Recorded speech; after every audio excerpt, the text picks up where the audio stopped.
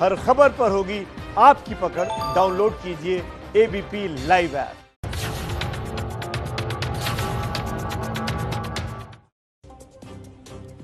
तो मुंबई से सटे थाने की भिवंडी में ये बड़ा हादसा हुआ है। 3 मंजिला इमारत थी, भरभरा कर गिर गई। हादसा जो है वो करीब 3:30 बजे के आसपास हुआ है। रात के वक्त 3:30 बजे ये हादसा हुआ। इस हादसे में 2 फ्लोर जमीन के नीचे धंस गए। अभी तक जो जानकारी मिल रही है 10 लोगों की मौत हो चुकी है। 1984 की बिल्डिंग, जर्जर हालत की वजह से बिल्डिंग को नोटिस दिया गया था। हादसे वाली इमारत भिवंडी के पटेल कंपाउंड में बनी हुई थी। अभी भी कई लोग मलबे में फंसे हो सकते हैं। ये 6 तस्वीरें आपके सामने हैं। जिस जगह पर हादसा हुआ है वहां की ये तस्वीरें हैं। देखिए जरा किस तरीके से घनी आबादी वाला ये इलाका, जहां 3 मंजिला बिल्डिंग टूटकर गिरी। 2 फ्लोर पूरी तरीके से धंस गए। 10 लोगों की मौत हो चुकी है। मलबा अभी तक पूरी तरीके से हटाया गया नहीं है और ये आशंका जताई जा रही है कि अभी भी 50 से 60 लोग इसी मलबे में दबे हो सकते हैं। एनडीआरएफ की टीम मौके पर मौजूद, रेस्क्यू ऑपरेशन अभी भी चल रहा है। तो तेजी से रेस्क्यू के काम को अंजाम दिया जा रहा है और ये तस्वीर देख रहे हैं आप। जिस वक्त ये रेस्क्यू ऑपरेशन चल रहा था, एक बच्चा उसका मुंह साफ करते हुए, यहां पर देखिए छोटा बच्चा है, करीब 1.5-2 साल का ये बच्चा लग रहा है। मलबे से इस बच्चे को निकाला गया और जिंदा इस बच्चे को निकाला गया है। गनीमत ये रही है, मलबे में दबा हुआ था ये बच्चा। कई घंटे के बाद इस बच्चे को निकाला गया। फिलहाल ये अब सुबह की तस्वीरें और जो ताजा आ रही हैं आपके सामने हैं। देखिए कैसे जो बिल्डिंग थी, 3 मंजिला ये बिल्डिंग थी और ये सीधी धंस गई। 2 फ्लोर इसके बिल्कुल जमीन के अंदर धंस गए। दिखाते हैं आपको मौके से एबीपी न्यूज संवाददाता की रिपोर्ट। मुंबई से सटे हुए भिवंडी इलाके में देर रात 3:30 बजे के करीब में पटेल कंपाउंड में बिल्डिंग गिरने के मामले में अभी तक फिलहाल सुबह का समय हो चुका है। 10 आंकड़े, जो मृत्यु आंकड़ा बताया जा रहा है 10 हो गया है। फिलहाल जो रेस्क्यू ऑपरेशन उस जगह पे अभी शुरू है।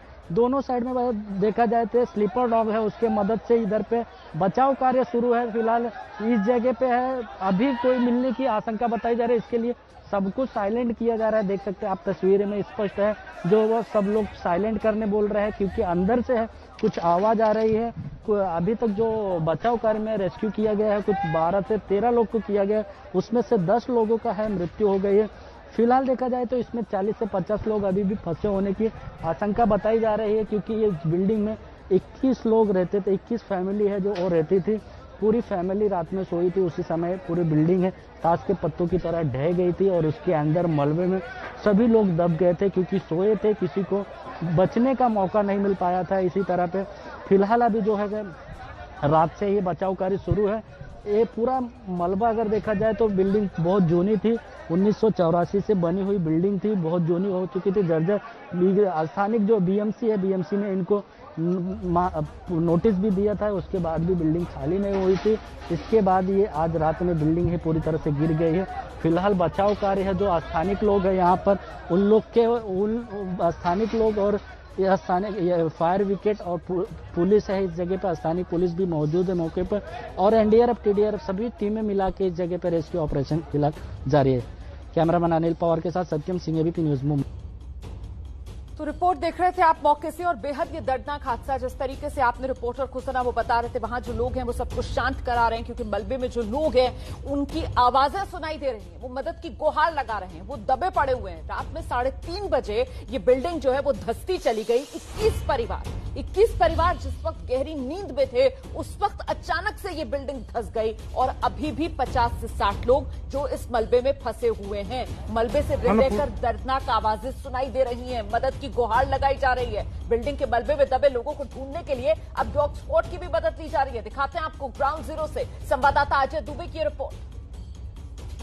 भिवंडी में रेस्क्यू का सिलसिला जारी है। मंत्री एकनाथ शिंदे पहुंचे हैं। एक जो अलग चीज देखने को मिल रही है, स्थानीय निवासियों का कहना है कि कुछ लोग नीचे दबे हैं। इसी सिलसिले में अब जो एनडीआरएफ के अधिकारी हैं, अपने संग जो डॉग की टीम लेके आए थे, वो देखिए छोड़ दिया गया है। और कोशिश ये है कि जो नीचे के इलाके हैं, जो दबा हुआ इलाका है, जहां लोगों का कहना है कि कुछ आवाजें हैं, उस तरफ भेज के सूंघने के लिए और संभावनाओं को चेक करने के लिए देखा जाए। उसी के हिसाब से, क्योंकि बोल रहे हैं कि जो अधिकारी हैं वो कह रहे हैं कि सूंघने की क्षमता बहुत अच्छी होती है और ऐसी विषम परिस्थितियों में लोगों को खोजने में मददगार होते हैं। देखिए तो कुत्ता आगे बढ़ा हुआ है और लगातार कोशिश कर रहा है देखने, सुनने, समझने, जानने की कि क्या कोई है नीचे जिससे निकाला जा सकता है। देखिए अब उस रास्ते की तरफ बढ़ता हुआ, नीचे के हिस्से की तरफ बढ़ता हुआ, जहां जो स्थानीय लोग हैं दावा कर रहे हैं कि कुछ लोग दबे हो सकते हैं, कुत्ता सूंघ रहा है। और ये जो अधिकारी हैं उनका कहना है कि सूंघने की क्षमता कमाल की होती है और रेस्क्यू में बड़ा मदद मिलता है। तो मंत्री यहाँ मौजूद हैं और लोगों के कहने पर, जो स्थानीय लोग हैं उनके कहने पर कुत्ते को छोड़ा गया है ताकि देखा जा सके कि क्या कुछ हो रहा है। और आप देखेंगे आगे जो गलियारा है वहां तक कुत्ता बढ़ के गया हुआ है और ये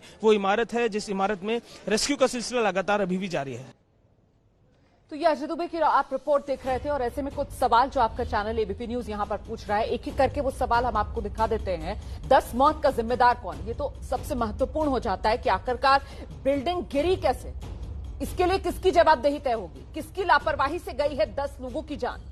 बिल्डिंग खतरनाक थी, बावजूद इसके खाली क्यों नहीं करवाया गया?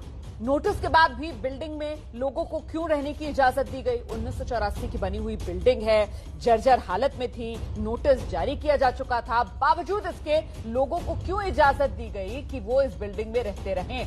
10 मौत का गुनहगार कौन? इसी सवाल के साथ आपको लिए चलेंगे मेरे सहयोगी अजय दुबे हमारे साथ मौजूद हैं ग्राउंड जीरो से, वहीं भिवंडी में मौजूद है जहां पर यह हादसा हुआ है। देख सकते हैं आप पीछे मलबा हटाने का काम चल रहा है, मलबे से रह रहकर दर्दनाक चीखें सुनाई दे रही हैं, मदद की गुहार ऐसा लगता है जैसे मलबे से सुनाई पड़ रही हो और इसीलिए अब डॉग स्क्वाड भी मौके पर पहुंच चुका है। जरा बताइए विस्तार से अजय दुबे, किस तरीके से अगर कोई जिंदगी अभी भी बची हुई है इस मलबे में, उसे तलाशने की कोशिशें कैसे की जा रही हैं? रुमाना, मैं आपको इस इमारत का सूरत हाल दिखाते चलता हूं कि किस तरीके से ये जो आपके सामने हिस्सा दिख रहा है, ये वो तीसरा माला है जो सबसे ऊपर था।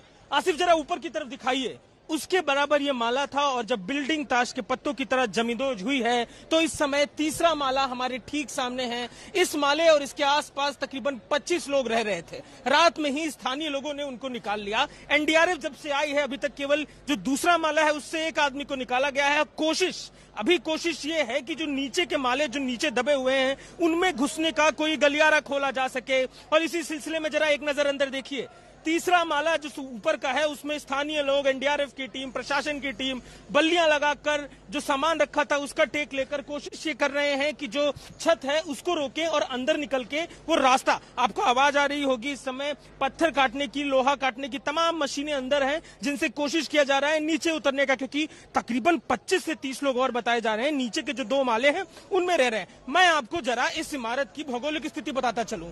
इमारत का आगे का हिस्सा और पीछे का हिस्सा, 3 माले जमींदोज हुए हैं जिनमें दो दिशाएं थी और उनमें 6-6 घर दोनों तरफ थे। और जो स्थानीय लोग हैं उनका कहना है कि इस पूरे हिस्से में तकरीबन 50 से 60 लोग थे।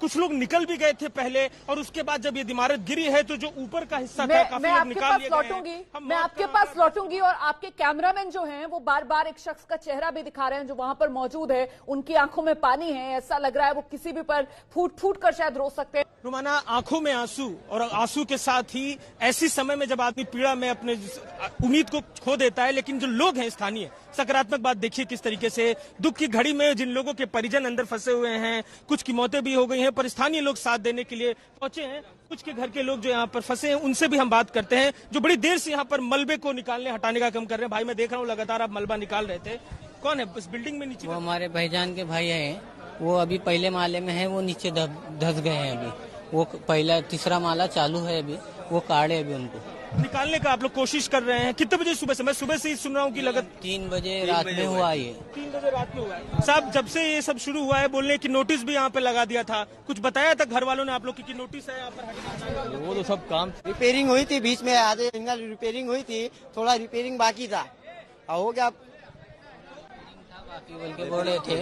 देखिए ये स्थानीय लोग हैं, प्रशासन कोशिश कर रहा है कि लोगों को हटाए, क्योंकि एनडीआरएफ की टीम के तकरीबन 60 सिपाही यहाँ पर पहुंचे हुए हैं। पर जो ये जमघट है, जरा आसिफ दिखाइए, ये जो जमावड़ा यहाँ पर लगा हुआ है लोगों का, उनके चलते एनडीआरएफ की टीम सक्रिय रूप से अपना काम नहीं कर पा रही है। जो प्रमुख अधिकारी आशीष यहाँ पर आए हैं, अभी उनसे बात हो रही थी, तो वो स्थानीय लोगों से, जो यहाँ पर स्थानीय नेता पहुंचे, उनसे बार बार कह रहे हैं कि लोगों को हटवाइए ताकि हम एक्शन कर पाए। आप जिस जेसीबी की बात कर रही हैं, अगर हम ऊंचाई पर नहीं है, अगर हमको दिखाई दे तो हम आपको जेसीबी दिखाएंगे। गली के दूसरे छोर पर खड़ी है, इस तरफ नहीं आ पा रही है क्योंकि मलबा भी काफी, और उसके बाद जो स्थानीय लोग हैं बड़े पैमाने पर यहाँ पर इकट्ठे हो रखे हैं। तो जेसीबी को लाने की कोशिश एनडीआरएफ कर रही है कि एनडीआरएफ अपनी जो एक तकनीक है, उनके काम करने का एक तरीका है, उस तरीके से काम को कर सके। एनडीआरएफ ये बेबसी है, इसी वजह से लोग दर्द में डूबे हुए, क्योंकि देखिए मलबा अभी तक हटाने का काम सही तरीके से शुरू हो नहीं पाया है। जेसीबी की मशीन दूर खड़ी नजर तो आ रही है, लेकिन इलाका इतना संकरा है कि जेसीबी की मशीन मौके पर पहुंच नहीं पा रही। 3:30 बजे हादसा हुआ था, 10 लोगों की मौत हो चुकी है, 50 से 60 लोग अभी भी इस मलबे में दबे हुए हैं,